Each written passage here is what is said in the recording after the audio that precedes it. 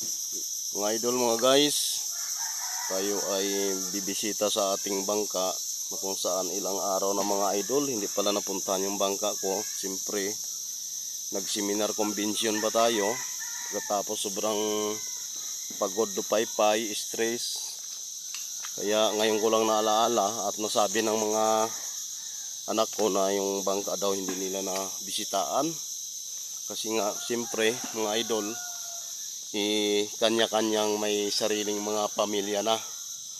Kaya nga hindi din natin masisi, no, ang kapalaran nila at kapalaran natin.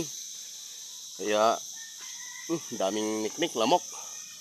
Kaya pupunta tayo sa dungkaan ko para bisitain yung bangka ko, mga guys, no. At saka pagpasensyahan nyo na lang yung talagang kasanayan na din talaga.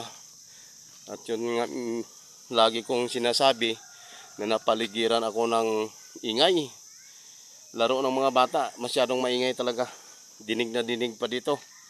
So kaya habang naglalakad tayo, nag-iingay din sa likuran natin. Yan mga guys, oh, yan, daanan natin, oh. Yan na tayo pupunta sa dungkaan ko, mga idol. So siguro tuloy tayo, mga guys. At nandito na tayo, mga idol. Ayan, buhay na buhay pa rin ang bangka natin. Nakapatong pa rin sa barahan niya, binabarahan. Ayan mga guys. So thank you Lord. Nandito pa yung hanap buhayan natin. So maraming salamat mga idol sa inyong pagsubaybay at panonood ng ating pagbibideo. Thank you so much. Bye bye, God bless. Thank you for watching.